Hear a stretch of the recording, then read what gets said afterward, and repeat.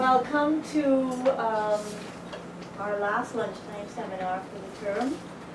We are so pleased to have Professor Jane Parpart with us, friend of the Institute, and she has been in the wine press with us, laboring in the wine press with us for a number of years, so she's very much at home here. And these are issues that in one way or another she's been working on for quite a long time, so we're interested in hearing where her thoughts are. So, Professor Parpart. I spent 4 years here in my life, very important and creative period in my life, and it made a huge difference. So being here is always very special. And in fact, I'm just remembering in terms of when I got here in 2008, I was writing my second go-around at looking at issues around gender, masculinities, and the Zimbabwean liberation struggle. And in a way, this chapter that I'm doing, which is part of a collection looking at women and peace and post-conflict transformations, I went to, the way I got involved in this project, it's being organized by Joyce Kaufman and Kristen Williams. Is I went to a meeting and I raised the issue of, I said, you know, if we're going to look at the post-conflict transformations, don't we have to look at the way in which people imagined what peace would be during conflict, and how those imaginings, those narratives of an imagined peace, played a role in the way the conflict resolved itself. Okay, this is really the issue. This is Sandra Hale, who writes on South Sudan. She has this wonderful, if depressing, quote in the book called The Aftermath, which was written in 2001. And she says, it does not bode well for any group of liberated women in a post-revolutionary situation that to date, she wrote it in 2001 and you could still write it today, it's not changed. No liberation or revolutionary war, no matter how progressive its ideology regarding the emancipation of women from Russia and China to Algeria, Vietnam, Cuba, Nicaragua, El Salvador, Guinea-Bissau, Angola, Mozambique, South Africa, and the Palestinian Intifada, and of course there's a much bigger list to be added to that. None of these have empowered women and men to maintain an emancipating atmosphere for women after the military struggle and brief honeymoon are over. And so really the question that this paper is trying to address is, how can we understand how this process happens? What are some of the factors that makes it possible for post-conflict transformations to so repeatedly and depressingly return to patriarchal structures? And the paper really seeks to expand on some of the literature. There's been a lot of focus on external solutions. The UN has said there are not enough women in the peacemaking process. We get Resolution 1325 and others saying we have to make sure women are in the process.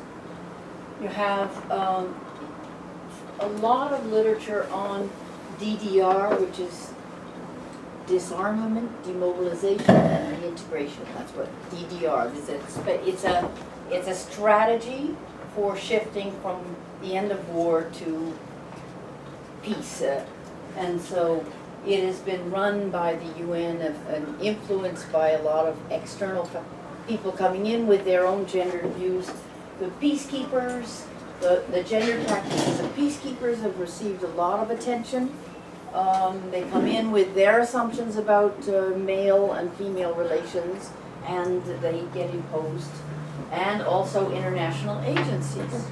And just to give you an example of an international agency, I had a student in South Africa who was studying the South African UNDP office's commitment to gender mainstreaming, walked into their offices, gender mainstreaming everywhere, big posters, commitment projects, everything. No one would talk to her. Turned out none of the projects were really doing anything. It was a big front, but there was no substance because the person in charge of the place really didn't believe gender mainstreaming or gender was a serious issue. And so the external factors have received a lot of attention, but the factors that are not talked about, and I think this is part of the problem because I think that's where the heart of the issue lies, are the internal factors. That is, within a given nation that has been at war, and the wars I'm looking at are internal civil conflicts within nations, not between nations, but internal conflicts. The liberation wars and the post-conflict, post-Cold War conflicts such as Liberia, Sierra Leone, Rwanda, Bosnia, all of this. Internal conflicts. There has been not enough, what I'm arguing in this paper is there's not been enough attention paid to the way gender was understood and practiced during conflict by the people involved, whether they're civilians or in military forces, whether they're formal forces or informal forces. And then how the impact of what goes on during that period influences the post-conflict transformation period, which is ideally seen as a period leading to greater equality for everyone, especially greater gender equality. I don't need to tell you guys, but just in case there was someone in the room who didn't know, that gender does not equal, gender does not equal women. Women can see themselves as masculine, men can see themselves as feminine. One of the important things that I'm looking at in this paper is the notion of alternative gender practices, little what Catherine likes to call green shoots, little possibilities for different ways of doing gender that emerge, especially during conflict, during crises, when people got to do what they got to do in order to survive. And then also narratives of an imagined peace. And I think this is, I'm working with the notion not only of how peace is imagined, but also how is it written about in newspapers, in any sources. So, and this is a paper, this is a broad sweep, and it's a kind of a call for more in-depth research on any particular case that would be involved. Okay, so one of the things that I think has been so confusing for all of us has been that the publicity by the official publicity coming out of liberation struggles in particular has been, because most of the liberation struggles I'm looking at, we're talking about like Zimbabwe in the 70s and 80s, South Africa in the 90s, they have a very well-oiled publicity machines. The women's movement has come to be an international issue by the mid-70s. It's clear that if they want to get support from the West and money, and they've got to appeal to the constituency that worries about women's equality. So if you look at the publications coming out of the war in Zimbabwe in the 70s, you find that they're making broad, very assertive statements about how their commitment, and I'll give you an idea here. So that there's a lot of publicity and people who are put in charge of letting the world know that these struggles are not just against colonial rule, they're against inequality of any kind, including gender inequality. And this carries on over afterwards, and here there's an example of this in the Bulawayo Chronicle of Zimbabwe in 1980, right at the end of the war. And one of the new governments comes out and says that while women had initially been bound to custom and kept out of battles, a new government minister insisted that by 1977 over 10,000 women soldiers had been trained exactly like men and had fought alongside them. We have grown because of that, and our mentality has changed. So you see, there is a public narrative about change, about gender practices changing and attitudes changing. There are also pictures of women in conflict that are showing that the women are out there fighting. What's interesting, of course, and this is something that you see more, you think about more in hindsight, there's lots and lots of pictures of women carrying guns with babies on their backs. At first I just thought, that's showing, just how they're doing everything. But then it seems to me that in a way, that is a narrative that's maintaining the notion that the babies are still women's responsibility. They got a gun, but the baby's not being handed over to someone, pardon me, while I go into battle. And so it's sort of the double day, that's a subtext there. And it reveals some of the ongoing assumptions about gender. And when you look at the statuary of the heroes, the women are very often with a baby on their back, or they're carrying, or they're dressed in, they have a skirt on and nice shoes. And the men next to them are in full battle regalia.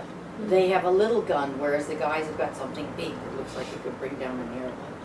So there's a lot of ways to begin to take this literature apart with a critical gendered lens and see where are the subtexts here that indicate that ideas about gendered division of labor is actually not changing. These ideas are not changing at the rate that the claim is being made that they're changing. There's another thing I realized I need to develop. I had a talk with Cynthia Enloe, and she said, one of the things that happened in World War II was in the US was that there was all this talk about for the duration of the war. I'd be interested in your thoughts on this. The way, and she's just recently published a book called Seriously, and she sees this creation of the word of the duration creates a fence around the narratives of war, because for the duration of the war, we will do this and do that because we have to survive. But that language implies that as soon as the war is over, we will go back to normal. The duration is not talking about change and this is going to make a different future. It's talking about change to cope with emergencies. And so this, again, is another way, and I need to push further into looking at the way the language, the narratives being used to talk about the war have a way of limiting the possibility for seeing the war as a pivot for change. And in civil conflicts, that's even more. I began to look at the military, and a lot of the research for this started through an article I was doing on Zimbabwe. And so I was reading deeply into the Zimbabwean material on women in the war and their memories of the war. The official line that came out of some of the Marxist scholarship published at the very end of the war and the beginning of peacetime, was all about how women during the war had become liberated subjects. They had totally changed. There was a new woman and a new world, and everything was the kind of thing the minister was talking about. But then there's some brilliant Zimbabwean scholars who've been doing Josephine Longo Simbanika, and she started looking at, okay, what about the gender division of labor in the military? I mean, who's doing what kinds of jobs? She discovered that the vast majority of women in the Zimbabwean military were actually doing traditionally feminine jobs. They were cooking, they were cleaning, they were organizing things, they were in charge. There was actually one of the two armies refused to let women fight at all. The other, eventually in '77, let some in, but with very grave doubts about them making any difference. And then when the more educated women came when the war began to get traction and to look like it was going somewhere, you get a whole flood of people coming in the late 70s, the last 3 years of the war. Even so, a lot of these women were assigned jobs. They were assigned jobs in education, jobs in health, jobs in caregiving, you know, so that what she points out is that there's a lot about the gender division of labor in these military forces, even informal ones, as well as in most of the formal militaries, of course, would have had almost no women soldiers at all. But so that you have the gender division of labor in the military has to be taken apart. You have to see what is actually happening. At the same time, there are, just as it happened in the U.S., there are some opportunities to get new skills, to do kinds of work that you never had done before. Some women became soldiers and learned how to use guns and actually became very effective and deadly killers. And so that there were opportunities for women to do things that they'd never done before, both in the Zimbabwean army, but then if you look particularly at the Eritrean army, and the Eritrean army is very interesting because about a third of the soldiers were women. And so in fact Eritrea is one of the cases where women, feminist supporters said this is the war that is going to change gender roles, because a third of the soldiers, the combat soldiers, were women. The men and the women dressed entirely the same. They were not spoken of as women soldiers or male soldiers, but as soldiers. You're not allowed, you're not supposed to refer to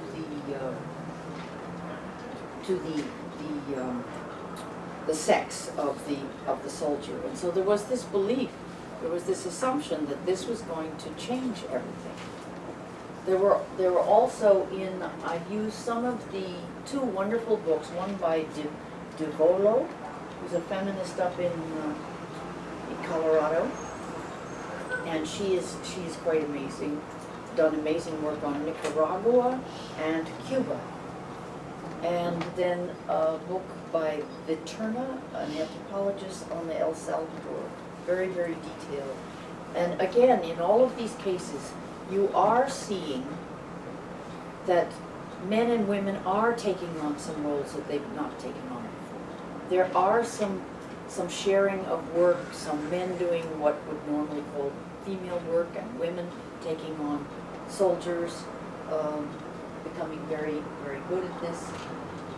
And so then the question is, does this lead to change? That's the big question, isn't it? And the easy assumption is that it does lead to change.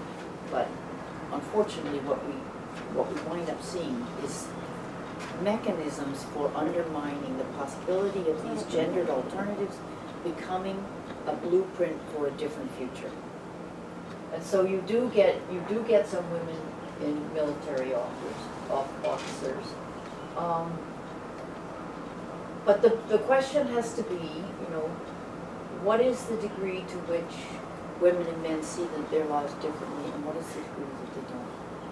It's quite clear that some women who entered these forces did come to understand themselves as having a different possible future. They began to see a different possible world. At the same time, so they dreamed of an imagined peace that could possibly include them having more opportunities for jobs, for promotion, for power, for recognition. So their dreams of an imagined peace suggest that the possibility of thinking and living differently. A few men who were also involved in living a different kind of life saw that as well. But the evidence that's emerging is very important, is that there actually, in general, was a great deal of resistance to all of this. For instance, at the officer level, women did come into some of the officer level, but there were almost, across all these different struggles, there was almost never a woman in the top military.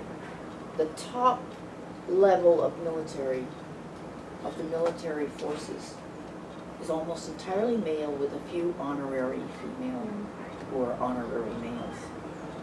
And one of the things that's very important is in a lot of these wars are about political struggles.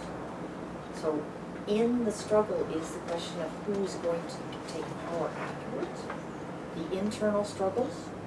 So the internal struggles remain almost entirely the purview of the top brass who are leading the struggle either as military commanders or, like Mandela, as moral commanders. It is not a world that is not inhabited by women. And so that is one way in which, even though there's all these changes and women fighting and women getting killed, that the top brass at that level, it remains highly patriarchal. It's also important to look at the way in which war can be seen, remains being seen the business of men. That there's wonderful research in the Congo, for instance, by Maria Eriksson and Maria Stern. They've interviewed soldiers. It's interesting, they interviewed the women soldiers who, even some of them said, the men, some of these men are real fraidy cats. They're like not nearly as tough as we are. But then she asked the men what they thought of the women, these women soldiers, and they would say things like, well, yeah, they're really good and they're deadly, but they're not really women. They're not men and they're not women. And no, I wouldn't sleep with them for all the money in China. And and they're placed in this kind of they're put into a gendered limbo where they do not have a gender. And this is one of the kind of this is one of the themes that comes up in the ways in which change is being undermined. Just very quickly, there are two other mechanisms. One, De Volo discovered that another way that gender hierarchies remained in place was that the anti-colonial forces, particularly in Nicaragua and Cuba, what they did is that they said, look, we, the leaders, are these super masculine heroes. And they vilified the white colonial leaders as sissies. They feminized them. So what's important about them? What remains in place? The gender hierarchy that values the feminine as subordinate to the masculine remains in place. It's just that certain men have been taken out of masculinity and identified as feminine. So that the gendered logic of the hierarchy is retained. And then looking at Eritrea, what's so interesting there is the work of Victoria Bernal. She has looked at this, how can you have a third of the forces women? And they all look alike and everything happening and nobody talking about any kind of discrimination. How does it come back that the minute the war ended there, it was all like the women got to get rid of their guns, start behaving like proper ladies, and what she realized was that gender had been removed from the discussion during the conflict. They were not allowed to talk about women soldiers or men soldiers. Soldiers were soldiers. So gender was taken out of the discussion, which meant that the traditional notions of gender hierarchies could persist alongside this notion of during the war, during the duration. During the duration, change will happen. But the gendered logic of how gender roles and power are aligned remains outside the discussions. I'm talking about the Eritrean case where a third of the soldiers were women. And so the question is, how come that didn't change everything so that afterwards there really was a liberated female feminist, more gender equal post-conflict. And so what she points out is that actually gender has been removed from the discussion. I mean, to me, these are really fascinating. And so sexual violence, of course, was again a discipline, a way of disciplining gender and keeping them in place in the military. Okay. And in the civilians, I think also there's the same kind of duality in that there are some civilians who are getting in all of these different struggles, and I'm looking in Africa and some of the Caribbean, Latin America, Central America, that there are some women and some men who start living a different kind of life. Men who start sharing childcare, women who take on jobs that they would never have had during conflict. Many of these women and men begin to imagine the possibility of a different kind of post-conflict world. And so that is one set of imagined dreams for the future after the war is over. But the civilians are also caught up in all of these wars are extraordinarily brutal. You know, if any of you have read about the Liberia, Sierra Leone, any one of these internal struggles, and civil wars in general, the American Civil War was by far the most deadly war that the Americans ever fought. Civil wars, the Finns, to this day, families don't speak to each other depending on which side of the white or red Finnish line. Civil wars are brutally, they do terrible, terrible things to people. And so the civilians in these wars many of them are caught up in the chaos of war. And one of the things that happens is the people who are used to being the authorities, the people who are used to running everything, usually the men and some senior women who work with them. Suddenly these young girls and boys, they're running off to war, they've got guns, they're threatening people, they're taking land, they're shooting, they're labeling people sellouts and then shooting them. People are frightened of them. So they start to get this longing for peace. And of course the longing for peace includes, for many, the sense that we have to go back to the order where young men and women would behave and where life was more predictable. So they're imagining a future that returns to a gender order that was less chaotic and more regular, more acceptable and more normal, because they're pulling on their notion of what's good in the past, which looks pretty good compared to the horrors of war. So then the issue is, so how do all these factors work out when it comes to the period of the post-conflict transformation? And this is a period when there's lots of hope.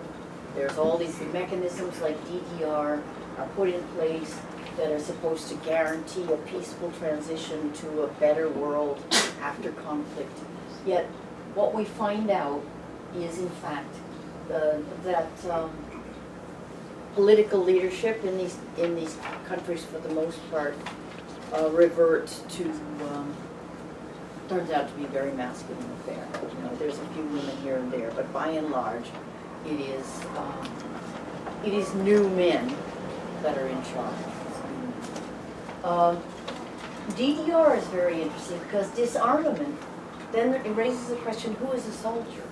And one of the things that happened is a lot of the women that were in jobs that tended to be seen as feminine, such as the women in charge of all of the daily business of running a big group of people, an army, they were rarely assigned a gun.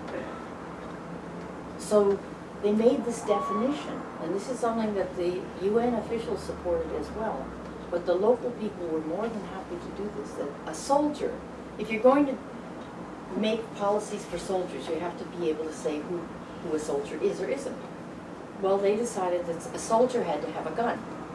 So all the people who didn't have guns, assigned to them, didn't normally control a gun, were just told to go home. Thanks very much, please go home. And so because they were not legally seen as soldiers. Now the women who did have guns then got involved in the demobilization, which is training for the future. And again, it tended to be very different. The men were trained on the expectation that they would get proper jobs, so raise families, be good citizens, and they needed those proper jobs to support that model.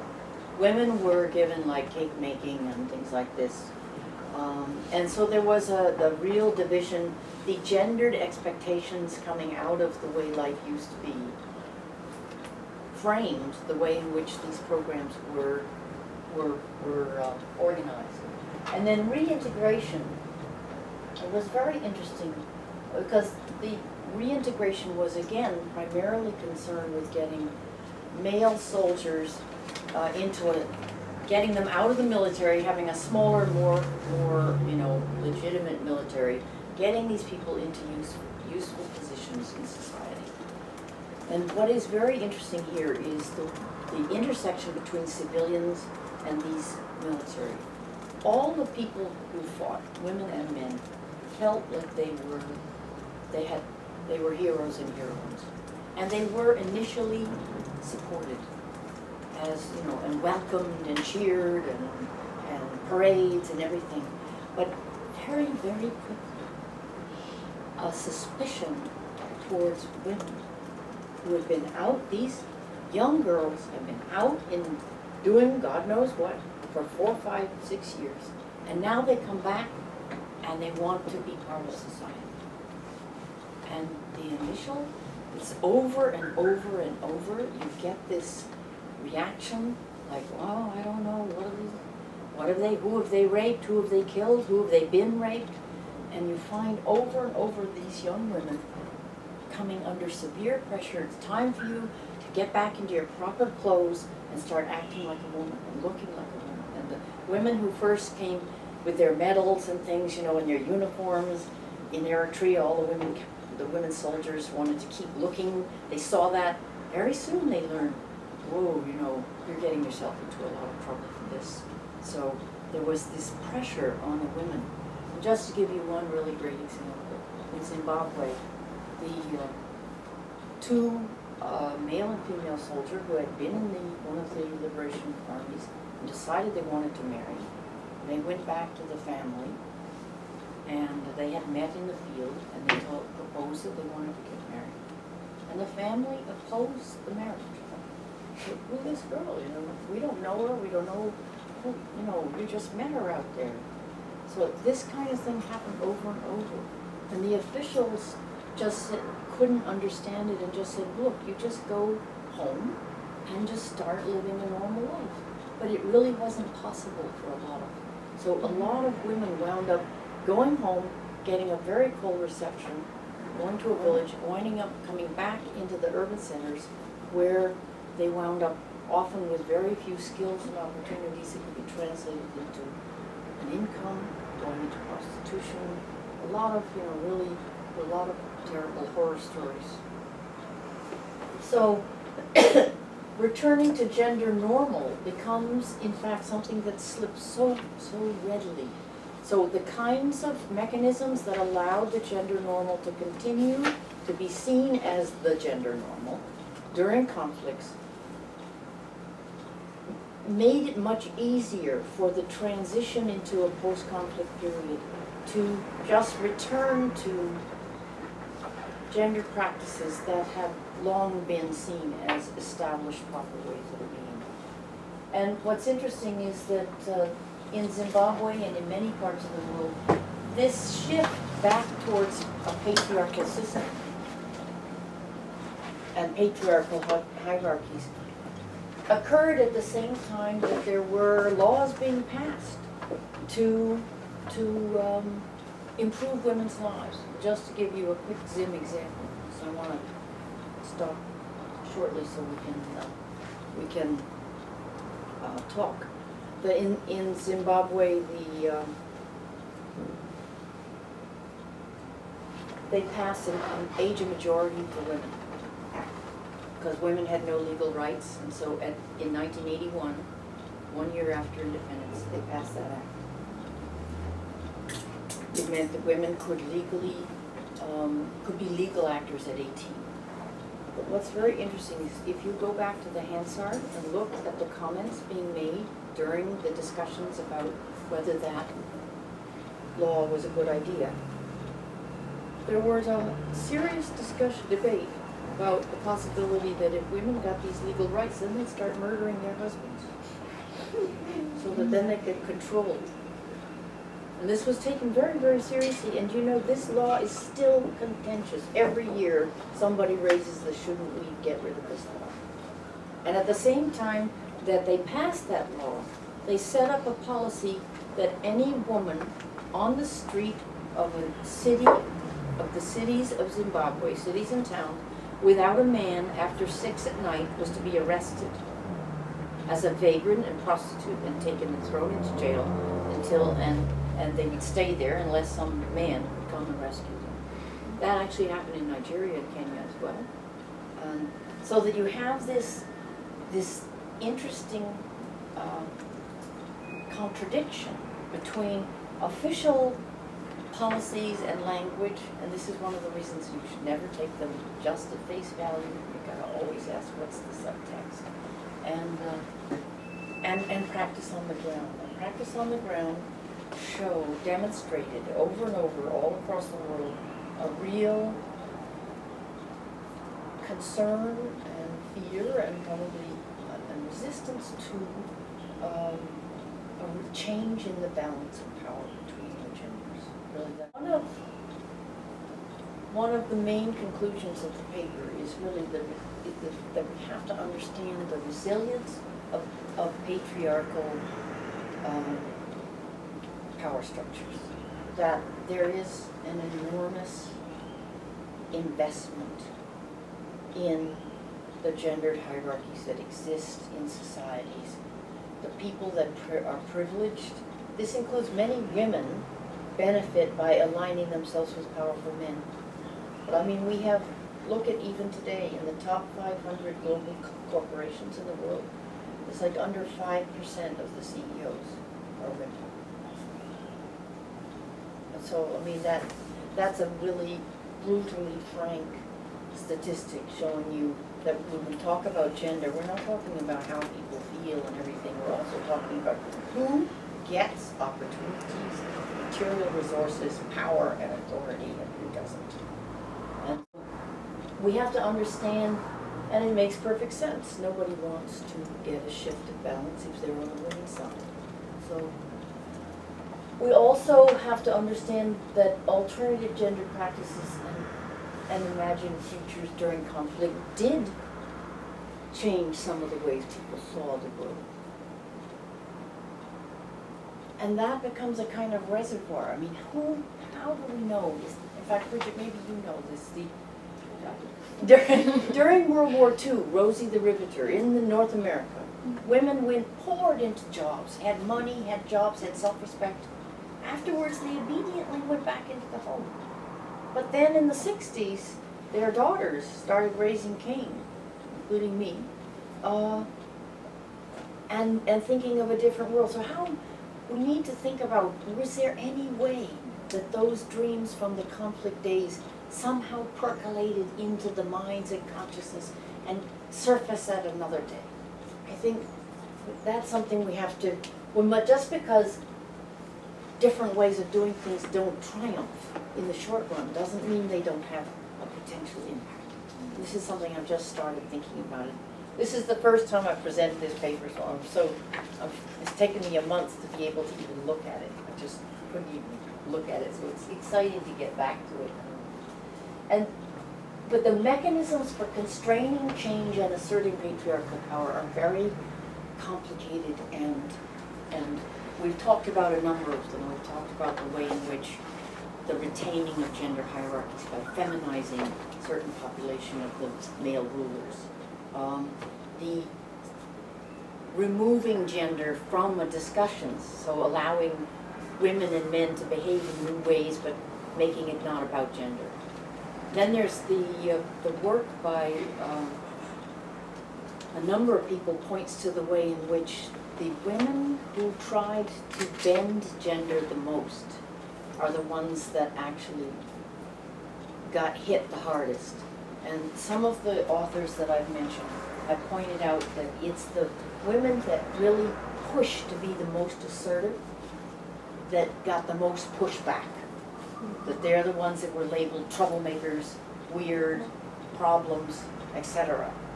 And so there are processes that have disciplined women back into different ways of looking at the world. But what I've added on, and I'm going to try to imagine and write about a little bit more extensively, is that, you know, do we need, I'll put it, I'm not even going to say it as a question. I think we need to think maybe more long range and think about what are the possibilities that, and there was one other strategy which I didn't mention, which is very important, which is creating this notion of the exception. That's like the notion of the duration, the notion that, yes, they're women warriors and they're fantastic, like the Russian women snipers, who were killed more than any other group of snipers in the entire Russian forces. But they were all seen as exceptions, not women, but like ungendered people. But the question that I'm leaving you with is, are there ways that some of those experiences, even if they get sidelined in the short term and don't seem to be carrying the day in the post-conflict transformation, is it possible that they can lurk there as a kind of undiffused bomb, almost, you know, hidden in the ground, as a way that could possibly lead to future ways of thinking, alliances and challenges that would help to push us towards a more gender equal world? So this paper, as it was written, was a little more pessimistic. Now I think I need to leave us at least with some thoughts about the possibilities that change can come. It just may not come at the speed or in the way that you'd like it to. So thanks for being my first audience. I feel